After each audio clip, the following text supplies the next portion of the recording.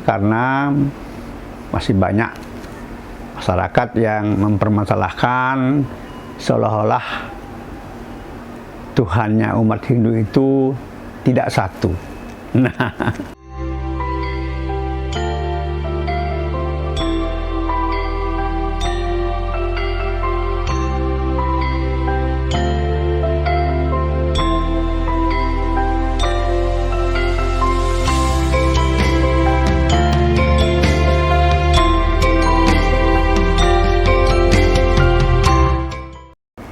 yang melaksanakan peran dan fungsinya masing-masing. Contoh, Brahma misalnya.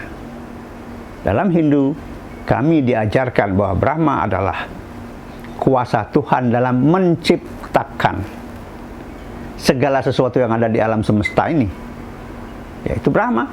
Kemudian, dari penciptaan ini muncullah figur Wisnu yang tugasnya merawat, memelihara, mengembangkan semua ciptaan-ciptaan Sang Brahma sendiri.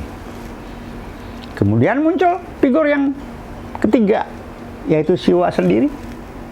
Tapi ingat, Siwa ini hanya melebur, artinya ciptaan-ciptaan yang sudah saatnya harus dikembalikan kepada asal. Itulah perannya Siwa.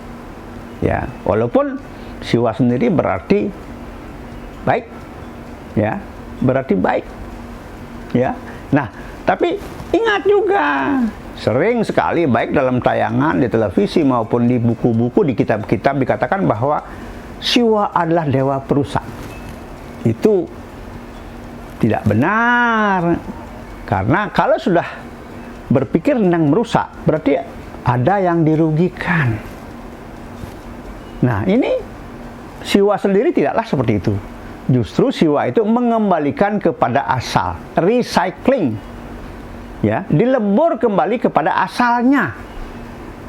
Bisa kita bayangkan kemudian, kalau misalnya semua ciptaan Tuhan tidak ada yang dilebur dikembalikan kepada asalnya, dunia ini menjadi apa?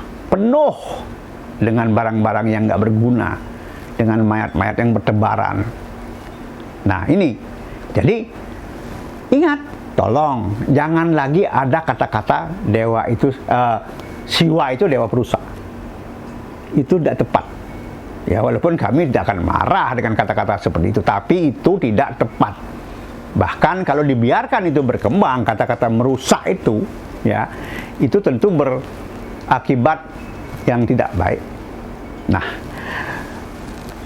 para pemirsa Renungan Dharma yang berbahagia, yang penting sesungguhnya setiap penganut Hindu wajib dan harus mampu menjelaskan bahwa Tuhan kita, bahwa Tuhan penganut Hindu itu tunggal. Ini yang penting. Referensi cukup dari Rig Veda saja, ya, cukup dari Rig Veda saja itu sudah merupakan sebuah referensi yang kuat. Dan bahkan ini merupakan sebuah penegasan. Dan ini juga sumpah dharma. Ingat, ketika ada orang yang akan bergabung menjadi penganut Hindu, yang sebetulnya dia hanya pulang ke rumah dharmanya, dia juga mengucapkan Om Tat Sat Ekam Ewa Adwityam Brahmani sebagai sebuah sumpah dharma. Bahkan Suwargi Profesor Cok Rai Sudarta mengatakan dalam sebuah tulisannya, sumpah dharma ini, Om Tat Sat ini merupakan, mohon maaf, syahadatnya Hindu. Ini ada dalam buku beliau itu, ya. Jadi ini sebuah sumpah sebetulnya, bukan janji tapi sumpah. Ya, itu disebutkan ketika seseorang menjalani proses sudiwadani. Janji suci dan sumpah dharma. Ini penting, ya. Mudah-mudahan apa yang saya sampaikan ini akan menjadi sebuah pola dan keyakinan bahwa sesungguhnya memang benar Hindu itu tunggal Tuhannya, bukan poli, bukan banyak Tuhannya.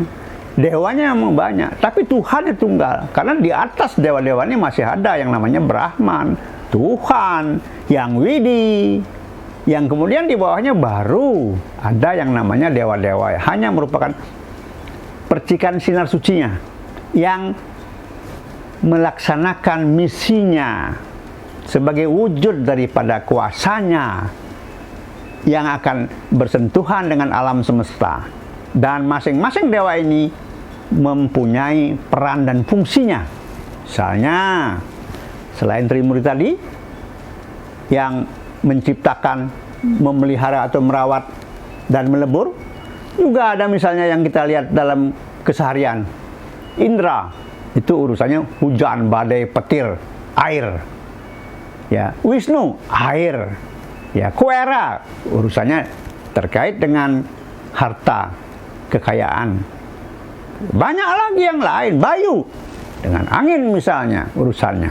Ya, banyak, Pertiwi, bumi, ya, dan lain sebagainya. Jadi perlu saya tegaskan sekali lagi, khususnya bagi umat Hindu sendiri, agar memahami ini dan bisa menjelaskan serta meyakinkan sahabat-sahabat kita, saudara-saudara kita dari lain agama yang ingin tahu seperti apa sih konsep ketuhanan Hindu ini, ya, seperti apa sih Om Tat Sat Ekam Ewa Aditam Brahman ini, atau Ekam Sat Yuprah Bahuda Wadanti, atau Eko Narayana Na Dwi Tio Stikasit ini. Nah, ini yang perlu dipahami. Jadi sebetulnya kalau ada orang yang bertanya, jangan kemudian kita menganggap itu sebuah pelecehan. Jelaskan apa bedanya Tuhannya umat Hindu dengan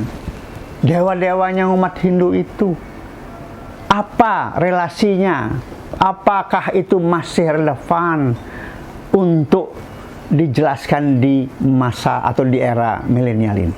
Nah, Bapak Ibu sekalian, sahabat renungan Dharma yang saya hormati, semoga perbincangan yang singkat ini mampu semakin meyakinkan umat Hindu sendiri bahwa memang Tuhannya penganut Hindu itu satu, tunggal, yang direferensikan dalam Rig Weda dan juga sumber-sumber sastra yang lain. Tapi yang utama adalah Rig Weda, justru Mandala 1.